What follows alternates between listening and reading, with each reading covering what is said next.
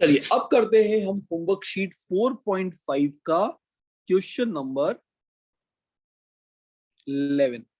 ये CBSE board के accordingly होगा एंड वही जीएससीबी में क्वेश्चन नंबर 9 होगा।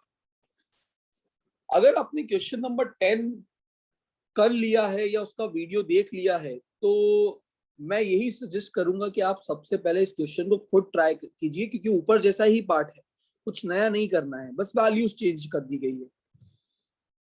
अब क्वेश्चन में रीड कर देता हूं। A stone tied to the end of the string 80 centimetre long is whirled in a horizontal circle with a constant speed. मतलब एक ऑब्जेक्ट है, एक स्टोन है जिसको एक स्ट्रिंग से बांध दिया गया है और स्ट्रिंग की लेंथ है 0.8 मीटर या 80 सेंटीमीटर, और इस तरीके से हॉरिजॉन्टल सर्कल में घुमाया जा रहा है। अब जब इस तरीके से उसको घुमाया गया तो उसने कितने रिवॉल्यूशन कंप्लीट किए? 14 रिवॉल्यूशन कंप्लीट किए उसने इन 25 सेकेंड्स।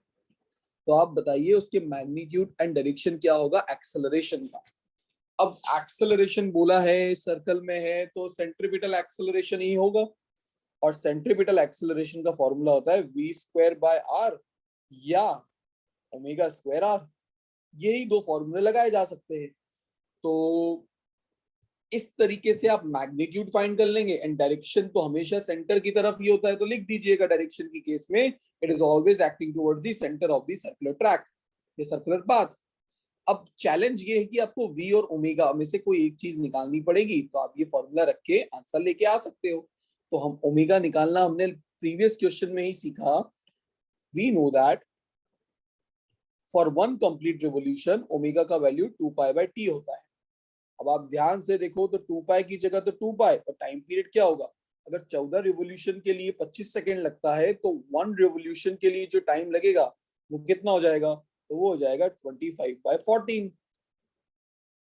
क्रॉस मल्टीप्लीकेशन करेंगे तो इसके थ्रू जब आप सॉल्व करेंगे तो आपको अपना कुछ ओमेगा मिल जाएगा। अब वो ओमेगा नहीं कर रहा हूं, वो मैं आपके लिए छोड़ रहा हूं। तो ओमेगा का जो यूनिट होगा यहाँ पर आप लिख दीजिएगा रेडियन पर सेकेंड, और उसके बाद ये ओमेगा का वैल्यू जो यहाँ पर आया होगा एक्स, उस एक्स को आपको यहाँ पे रखना है। आर तो आपको दे ही रखा है 0.8 मीटर, तो यहाँ पे रख के आपको आपके एक्सेलरेशन का मैग्नीट्यूड भी मिल जाएगा। सॉल्व करिएगा और आंसर जो नोट्स में दिया हुआ है वो मैच करवाइएगा। Thank you.